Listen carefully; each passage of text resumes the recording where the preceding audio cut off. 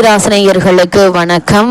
வையகத்தை ஆள வைக்கும் வைகாசி மாதம். அப்படிப்பட்ட இந்த வைகாசி மாதம் கன்னிராசினியர்களுக்கு என்ன மாதிரியான நன்மைகளை எல்லாம் ஏற்படுத்தி கொடுக்க இருக்கு கிரகநிலைகளின் ரீதியாக அமையிருக்கும் சாதகங்கள் என்ன, பாதகங்கள் என்ன, மேலும் என்ன மாதிரியான முன்னேற்றங்கள் எல்லாம் ஏற்பட இருக்கு. குறிப்பா இந்த வைகாசி மாதத்தை பொறுத்த வரைக்கும் மேசராசியில் புதனும், ரிஷபத்தில் சூரியனும், மிதுனத்தில் குரு பகவானும், கடகத்தில் செவ்வாய் நீச்சம் பெற்றும், சிம்மத்தில் கேதுவும், விருச்சகத்தில் சந்திரனும், கும்பத்தில் சனி பகவானும், ராகுவும், மீனத்தில் சுக்கிரன் வக்ரம் பெற்றும் சஞ்சரிக்கிறார். இந்த கிரகங்களுடைய சஞ்சார நிலைகளின் காரணமாக கன்னிராசினியர்களுடைய வாழ்வில் குடும்ப சூழ்நிலை ரீதியாக உத்தியோகம், தொழில், வியாபாரம், கலைத்துறை, அரசியல் துறை, மாணவ மாணவிகள், விவசாய துறையினர், பெண்மணிகள் என அனைவருக்குமே என்ன மாதிரியான நன்மைகள் எல்லாம் ஏற்பட இருக்கு என்பது குறித்தான முழுமையான பதிவை தான் இந்த வீடியோல நம்ம விரிவா பார்க்க போகிறோம். அதற்கு முன்னாடி வைகாசி மாதத்தின் சிறப்புகளை பற்றி சற்று தெரிந்து கொள்வோம். அந்த வகையில நவ கிரகங்களின் நாயகன் என பூஜிக்கப்படும் சூரிய பகவான் தனது உச்ச ராசியான மேசத்தை விட்டு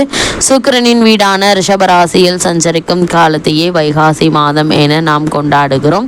சுக்கிரனின் ராசியான ரிஷபம் சூரியனுக்கு பகை வீடாகும். அக்னி ஸ்வரூபமான சூரிய பகவான் தனது பரிபூரண வீரியத்தை சற்று குறைத்து கொள்ளும் கத்திரிவையில் முடிவு காலமும் இந்த வைகாசி மாதத்தில் தான் நிகழ்கிறது. மேலும் பழனி ஸ்ரீ முருகப்பெருமானை நமக்கு அளித்தருளிய போக சித்தர் அவதரித்த மாதமும் இந்த வைகாசியில் தான். அது மட்டும் அல்லவா, கமலமுனி, நந்தீஸ்வரர் ஆகிய சித்த மகாபுருஷர்களும் இந்த வைகாசி மாதத்தில் தான் அவதரித்தனர். வைணவ அவதார புருஷர்களான நம்மாழ்வார், திருக்கோஷ்டியோர் நம்பிகள், பெரிய திருமலை நம்பிகள், ஸ்ரீமத் அழகிய சிங்கர், திருவாய்மொழி பிள்ளை ஆகியோர் அவதரித்த இப்புண்ணிய பூமிக்கு தெய்வீக பெருமை சேர்த்த மாதமும் இந்த வைகாசி மாதம் தாங்க. அப்படிப்பட்ட இந்த வைகாசி மாதத்தில் கன்னிராசியை சேர்ந்த உத்திரம் 2ஆம் பாதம் முதல் அஸ்தம் சித்திரை 2ஆம் பாதம் வரை உள்ள நட்சத்திரக்காரர்களுக்கு குடும்ப சூழ்நிலை ரீதியாக என்ன மாதிரியான நன்மைகள் எல்லாம் ஏற்பட இருக்கு என்று பார்க்கும்போது,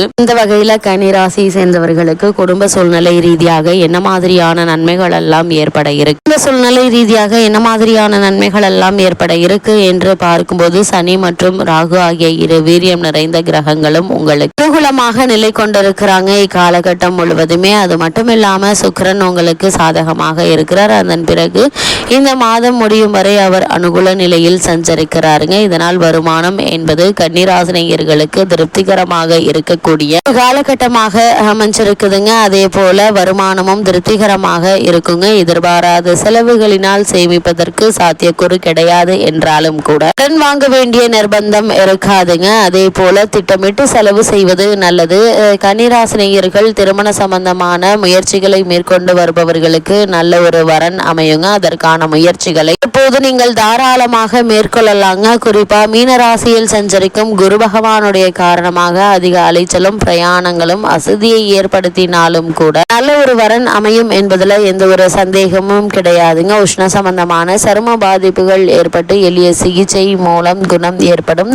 அதே போல் கன்னிராசியை சேர்ந்தவர்களுக்கு பிள்ளை அல்லது பெண் உத்தியோகம் காரணமாக வெளிநாடு செல்ல வேண்டி வரும் என்பதை கிரக நிலைகள் எடுத்துக்காட்டுது. குழந்தைகளுடைய கல்வி முன்னேற்றம் நிறைவை தருங்க. அதே போல் குடும்பத்தில் ஏற்பட்டு வந்த சண்டை சச்சரவுகள், அபிப்பிராய பேதங்கள் நீங்கி நல்ல ஒரு ஒற்றுமை நிகழ இருக்கு. குறிப்பாக கணவன் மனைவிக்குள் ஏற்பட்டு வந்த சண்டை சச்சரவுகள் நீங்கி நல்ல ஒரு முன்னேற்றம் ஏற்படக்கூடிய ஒரு தருணமாக தான் இக்காலகட்டம் அமைஞ்சிருக்குது என்பதை கிரக நிலைகள் தெல்ல தெளிவாக உறுதியளிக்குதுங்க. அதே போல கன்னிராசியை சேர்ந்த உத்தியோகஸ்தர்களுக்கு இந்த வைகாசி மாதம் முழுவதுமே மேலும் என்ன மாதிரியான நன்மைகள் எல்லாம் ஏற்பட இருக்கு என்று பார்க்கும்போது, ஜீவனக்காரகரான சனி பகவான் ராகுவுடன் இணைந்து குடும்ப ராசியில் சஞ்சரிப்பது அனுகூலமான கிரக கூட்டணியாகும். தற்காலிக பணியாளர்கள் தங்களுடைய பணிகள்ல நிரந்தரம் செய்யப்பட இருக்கீங்க. மேலதிகாரிகள் உங்களிடம் நியாயமாக நடந்து கொள்வாங்க. அது மட்டும் இல்லாம தற்காலிக தசாபுக்திகள் உங்களுக்கு அனுகூலமாக இருக்கும் பட்சத்தில் சிறு பதவி உயர்வு, ஊதிய உயர்வு, உத்தியோகத்தில் கிடைக்க வேண்டிய சலுகைகள் ஆகியவற்றை தற்போது நீங்கள் தாராளமாக எதிர்பார்க்கலாங்க. உங்களிடம் நியாயமாக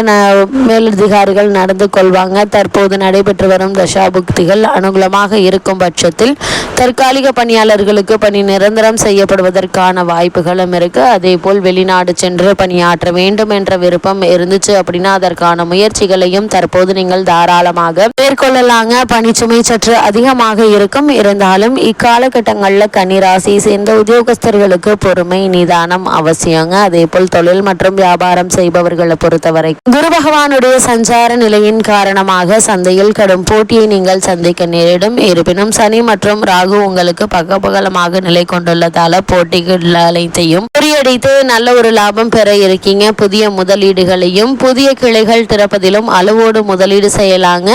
சனி பகவான் மற்றும் ராகு ஆகியோருக்கு குரு பகவானுடைய சுப பார்வை கிடைப்பதால் நிதி நிறுவனங்களுடைய ஒத்துழைப்பு கிடைக்க இருக்குது. உங்களுடைய முயற்சிகளுக்கு நிதி நிறுவனங்கள் உறுதுணையாக இருப்பதால முன்னேற்றங்கள் நிறைந்த ஒரு காலகட்டமாகவே இந்த வைகாசி மாதம் அமைஞ்சிருக்குதுங்க. துணிந்து நீங்கள் முதலீடுகளில் மேற்கொண்டு வெற்றி காணக்கூடிய ஒரு தருணமாகவும் அமைஞ்சிருக்குது. கன்னிராசியை சேர்ந்த கலைத்துறையினருக்கு இந்த வைகாசி மாதம் மேலும் என்ன மாதிரியான நன்மைகள் எல்லாம் உங்களுடைய வாழ்வில் ஏற்பட இருக்கு என்று பார்க்கும்போது கலைத்துறையை தங்கள் பொறுப்பில் கொண்டுள்ள அனைத்து கிரகங்களும் உங்களுக்கு சாதகமாக இருப்பதால நல்ல ஒரு வாய்ப்புகள் உங்கள் இல்லம் தேடி வர இருக்குதுங்க. இப்படிப்பட்ட சந்தர்ப்ப சாதகங்களை பயன்படுத்தி கொள்வது உங்கள் கையில தாங்க இருக்கு. வருமானமும் திருப்திகரமாக இருக்குங்க. தேவையில்லாத அனாவசிய செலவுகள் மேற்கொள்வதை தவிர்த்து எதிர்காலத்திற்கென்று சேமித்து வைத்துக் கொள்வது நல்லது என்பதை கிரக நிலைகள் மீண்டும் மீண்டும் அறிவுறுத்தது.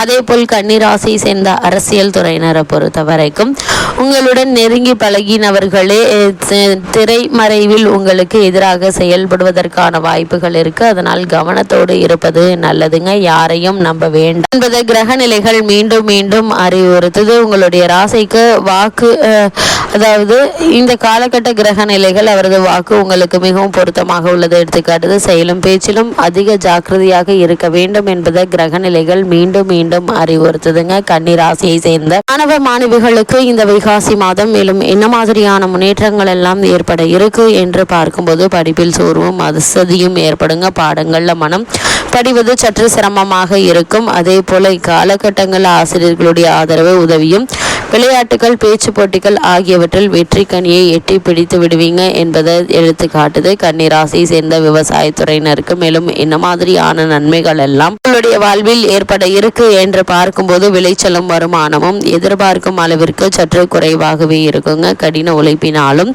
அதிக வெயிலினாலும் வயல் பணிகள் சோர்வை ஏற்படுத்தும். ஆடு மாடுகளுடைய பராமரிப்பில் பணம் விரயமாகுங்க. சில தருணங்கள்ல கடன் வாங்க வேண்டிய நிர்பந்தமும் உருவாகக்கூடும்.